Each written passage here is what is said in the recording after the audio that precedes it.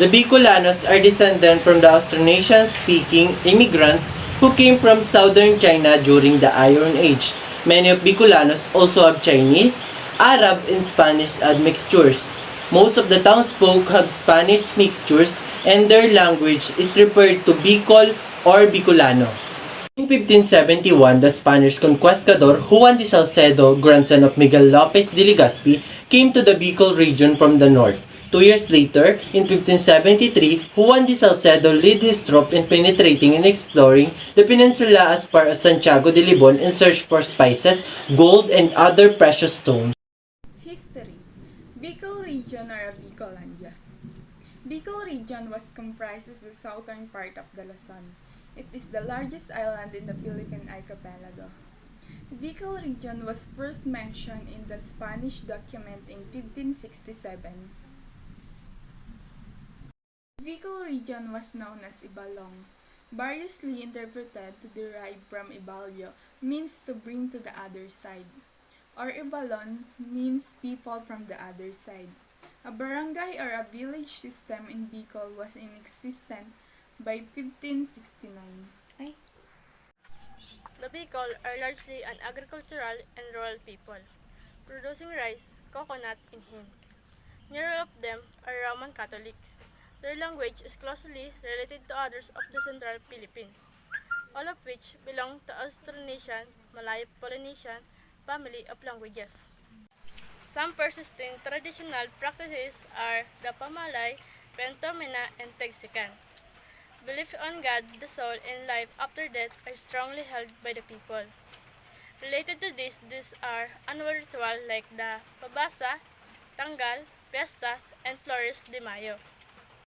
Bicol food culture, practically any vegetable can be cooked in coconut milk and chili pepper. In Bicol food culture, one's backyard can be offered a variety of ingredients. For essential, taro leaves can be simmered in coconut milk and chilies to make the Bicolano specialty laing. Traditional culture in Bicol is Piña Francia Festival in Naga City, Camarines Sur. It is celebrated every third Sunday of September 21, a religious festival honoring the peace of Our Lady of Piña Francia, patroness of Bicol region. Main highlight is the fluvial position along the Naga River. Sara sa Magaya na may iling sa Bicol and Daraga Church. It sits on top of a hill overlooking Mount Mayong volcano and is considered a religious landmark in Legazpi, Albay. A must visit for first-time visitors in Bicol's regional center. Walking down these halls feels like a short journey through history, religion, and design. The church was originally known as Nuestra Señora de la Portea Parish Church and was founded as a community by people fleeing Cagsagua following a big eruption of the Mayon volcano. The Spanish government provided permission to build the religious structure in 1772 with the purpose of nurturing a new community in Cagsagua South.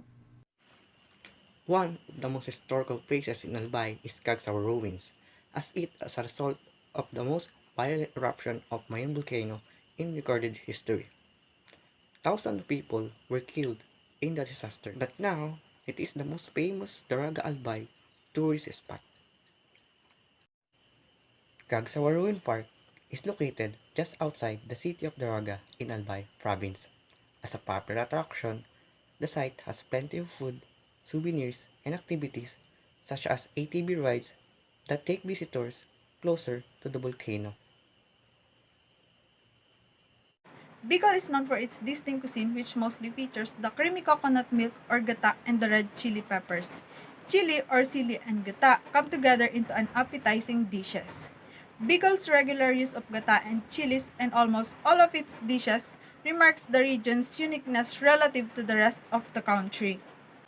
Every year, the Bicolanos celebrate the month-long Bicol Food Festival in September.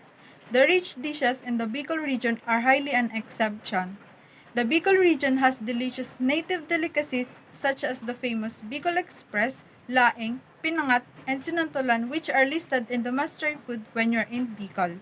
In terms of dessert, Bicol is famous for its caramelized pili nuts. Pili, also called as Canarium ovarum. The nut is delicious whether roasted plain, salted, or candied. It is one of the all-time favorite local delicacies.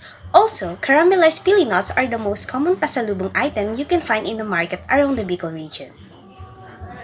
Did you know that the pili nut is one of the most valuable products of the Philippines? Bicol plays a huge role as more than 90% of the pili is being exported by the Philippines comes from them. The demand for both pili fruit and its oils is very high, even outside the country, and only the Philippines is able to commercially grow this rare nut.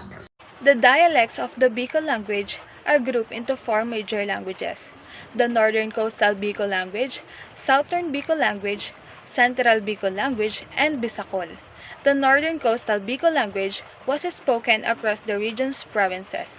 It is commonly spoken in the urban centers.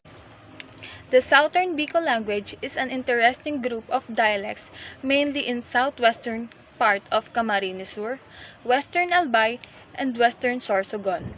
Dialects spoken in the northern areas are unintelligible to those who live in the western towns of Sorsogon.